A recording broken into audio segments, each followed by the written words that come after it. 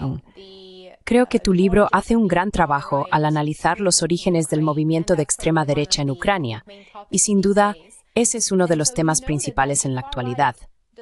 Has señalado que la extrema derecha no se considera en absoluto subordinada al gobierno, sino más bien como un instrumento paralelo de control popular. Mientras Kiev siga el camino del desarrollo gallego, la extrema derecha está satisfecha y, en términos generales, no habrá otro golpe ni un intento de golpe. Por supuesto, esto socava los principios de la democracia liberal, ya que en la Ucrania posterior al Maidán, el pluralismo cultural y la libertad de expresión, ya sea cultural o religiosa, han sido literalmente perseguidos. El auge de la extrema derecha es, por supuesto, un tema aparte, pero quizá muy brevemente, ¿podrías explicarnos cómo tuvo lugar esta transformación, el proceso de transformación de un movimiento gallego marginal en efectivamente una estructura de poder en la sombra en la Ucrania moderna?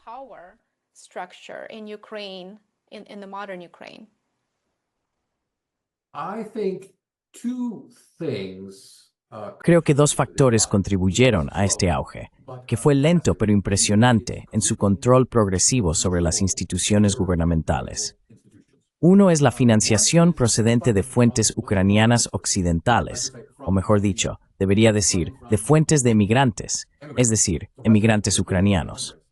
La financiación llega a principios de los años 90 desde la emigración ucraniana, y finalmente también son respaldados por fuentes de financiación occidentales, que son pro-democracia. Diversas organizaciones financiadas por Soros, pero también la National Endowment for Democracy y otros movimientos pro-democráticos.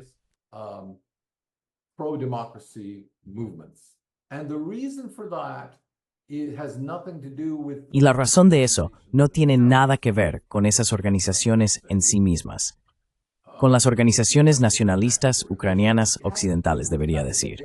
Tiene que ver con el hecho de que están luchando contra la influencia rusa.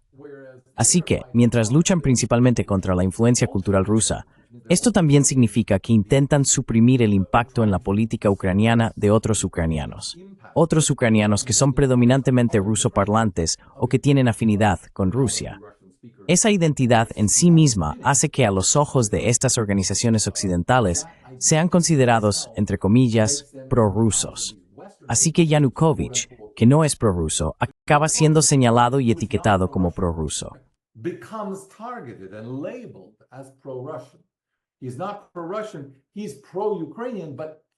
No es prorruso, es pro-ucraniano, pero pro-Ucrania oriental.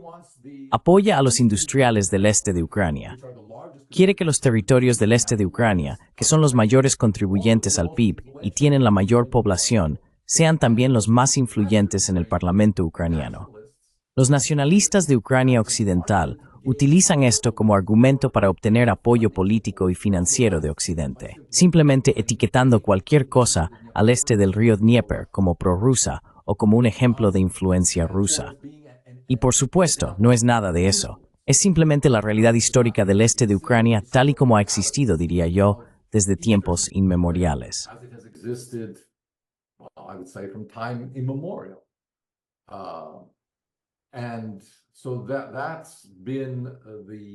Y así, esa ha sido la principal influencia en cuanto a su ascenso constante al poder, lo que llevó al partido Svoboda, Libertad, pero en realidad tiene definiciones muy intrincadas y matizadas sobre la connotación de lo que significa Svoboda. También significa nuestra Ucrania, o nuestra Ucrania dada por Dios. La organización nacionalista, que en ese momento el Parlamento de la UE condena y pide a otras fuerzas políticas en Ucrania que no tengan relación con ella, en ese momento obtiene el 10% de los escaños, que es el máximo que una organización nacionalista claramente de derechas ha conseguido en el Parlamento.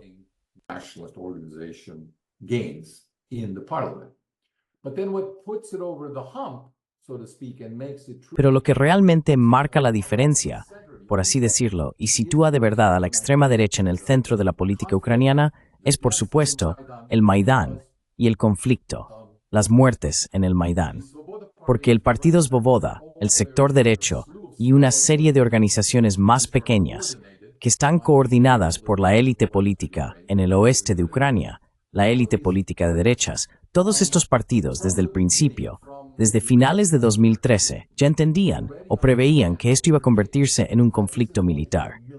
Y para evitar que la policía ucraniana y la policía militarizada se usaran contra los partidarios del Maidán, sabían que necesitaban armarse. Y de hecho, introdujeron armas de contrabando en Kiev.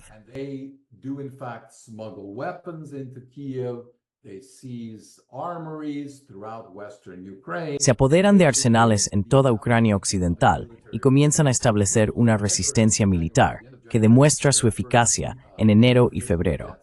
A finales de enero se producen los primeros enfrentamientos con muertos y tiroteos, y luego también los tiroteos en febrero. Esto es consecuencia de que hay dos entidades militares bien armadas luchando en la propia Kiev. El resto de la historia del Maidán y el conflicto en el este de Ucrania es simplemente la extensión de este conflicto militarizado en Kiev al resto del país. Afortunadamente, hubo regiones donde se evitó, por suerte, en Odessa y la mayor parte del suroeste y oeste de Ucrania, porque la población rusa local ya había sido prácticamente suprimida allí.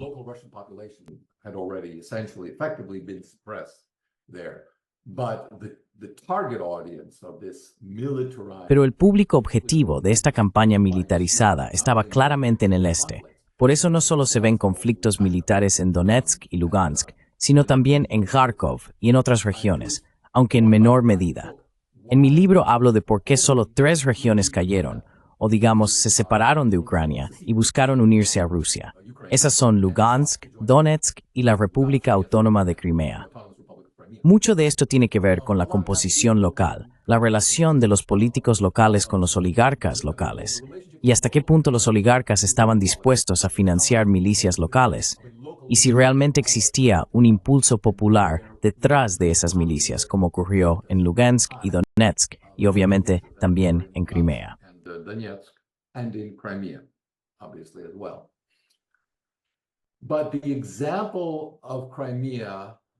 Pero el ejemplo de Crimea, la transición sin derramamiento de sangre, también era el ideal que los insurgentes en Lugansk y Donetsk deseaban, pero no tuvo éxito porque Rusia no los apoyó.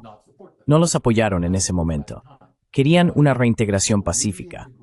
Rusia, desde 2014 hasta 2022, apoyó el proceso de Minsk, que fue un esfuerzo para que Ucrania aceptara a Lugansk y Donetsk de nuevo en Ucrania, pero con ciertos derechos de autonomía cultural, nada más. Pero Ucrania no pudo. El aspecto interesante de todo este proceso es que el gobierno ucraniano actual, es decir, Poroshenko y Zelensky, no pudo aceptar ni siquiera una autonomía cultural limitada para esas regiones en la Ucrania moderna que el país debe ser hoy.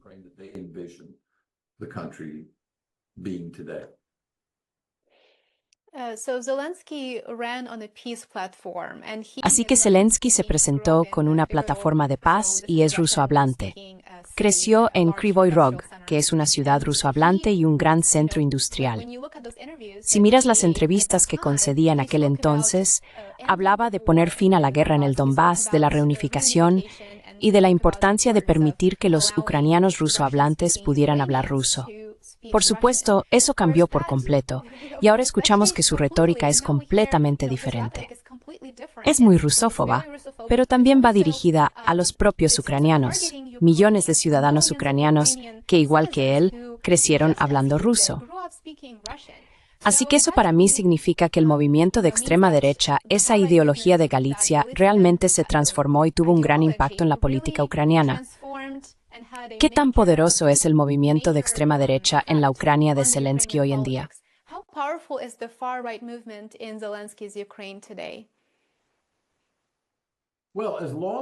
Bueno, mientras continúe el conflicto militar, la confrontación puede utilizarse para generar hostilidad. Una de las razones por las que la parte ucraniana se muestra reacia a participar en negociaciones de paz a largo plazo, no solo un alto el fuego, que les permitiría rearmarse y potencialmente evitar admitir la derrota, sino permanecer siempre en una actitud de anticipar la reconquista de los territorios perdidos. Es que Rusia busca evitar eso y establecer los términos de la relación para poder avanzar hacia una relación mejor. Pero como dice Putin, esto comienza por reconocer la derrota de Ucrania.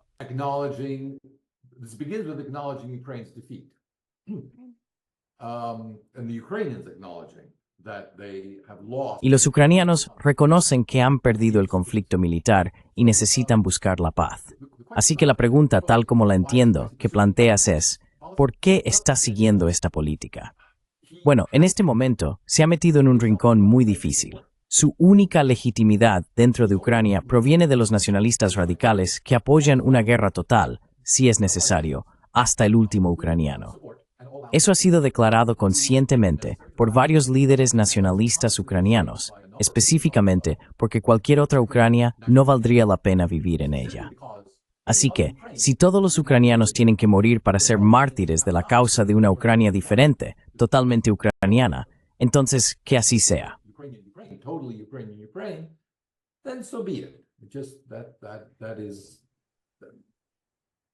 Eso es el destino.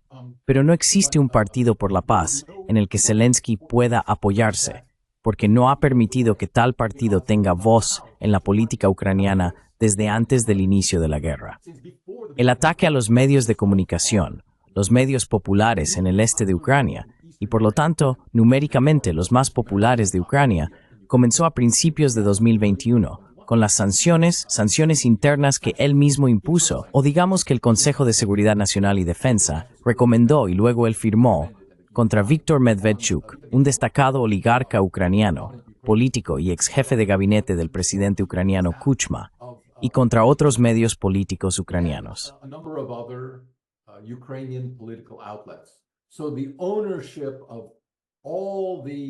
Así que la propiedad de todos los medios privados fue esencialmente retirada de manos privadas y puesta en manos de personas que al menos eran leales a Zelensky, leales al régimen. Y esto acentuó o aceleró las hostilidades en el este de Ucrania y permitió, diría yo, una transición más fácil en los primeros días, debería decir, en los primeros meses del conflicto militar en 2022, para simplemente nacionalizar. Así que ahora mismo, todavía tenemos lo que se llama un teletón unificado. Hay una sola fuente de noticias para todo el país, y todos los demás, comentaristas, blogueros, no diría que haya mucho periodismo, pero esencialmente los blogueros de Internet lo hacen bajo su propio riesgo. Todos los medios independientes han sido cerrados o forzados a trasladarse al extranjero.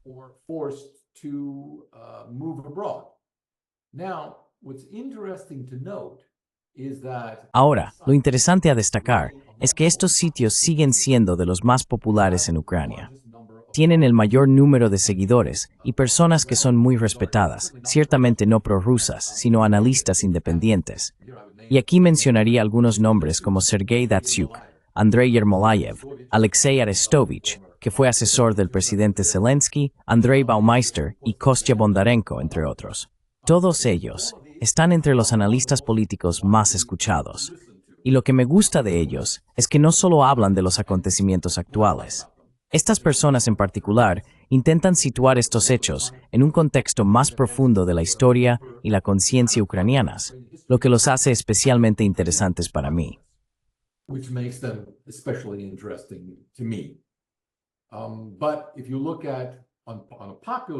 Pero si miras un medio de comunicación popular, Strana.ua, tiene que cambiar constantemente su nombre de dominio para escapar de los censores ucranianos y de la UE. El sitio web de los periodistas ortodoxos independientes para Ucrania también ha sido suprimido y está intentando encontrar refugio en otros dominios. Esos son dos sitios muy populares que la gente intenta seguir, porque obviamente cualquier voz alternativa que pudieran obtener de Rusia está totalmente suprimida.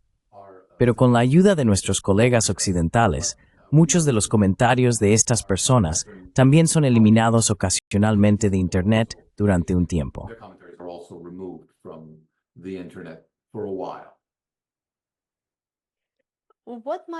¿Qué depara el futuro para la verdadera mayoría, millones de personas en Ucrania, que en este momento, aquí identifica ucraniana, malo rusa?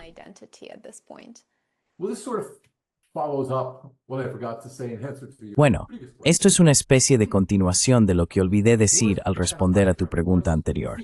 Las guerras no pueden durar para siempre. Las guerras se alimentan del odio, y mientras se pueda mantener el odio hacia el enemigo, la guerra puede mantenerse y justificarse.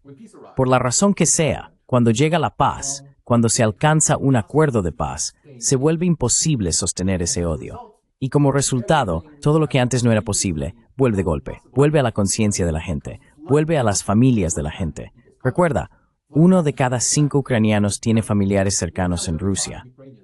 Ahora se oyen muchas historias. No hablamos, o ya no puedo hablar con esa gente.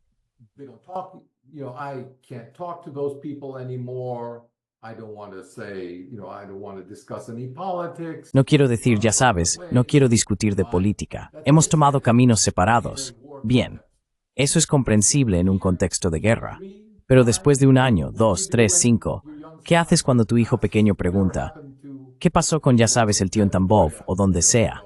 ¿Por qué nunca sabemos nada de él? ¿Puedo ir a visitarlo? Todas las realidades humanas vuelven de golpe. No hay nada peculiar en esto. Ha ocurrido en todas las guerras. Me gusta recordar especialmente a los espectadores estadounidenses que hemos tenido 10 grandes conflictos militares con México. ¿Y qué? Nos apoderamos de más de la mitad del país. La mitad del territorio mexicano es ahora el oeste de Estados Unidos. ¿Y entonces qué?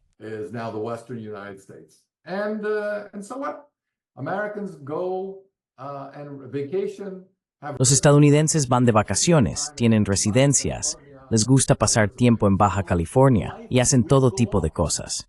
Así que la vida seguirá adelante, eventualmente. No se puede en absoluto extrapolar cómo será la relación 5 años después del final de un conflicto a partir de cómo es hoy. Y 5 años es un periodo relativamente corto. Puedo imaginar fácilmente, porque lo viví personalmente de joven en Europa Occidental, cómo una generación mayor mantenía sus resentimientos hacia los alemanes. Cuando vivía en Alemania en aquella época, siendo joven, viajaba y visitaba Holanda y otros lugares. Las personas de cierta edad, si les hablabas en alemán, eran hostiles o no te hablaban. Por supuesto, para los jóvenes, eso no importaba en absoluto, 20 o 30 años después de la guerra.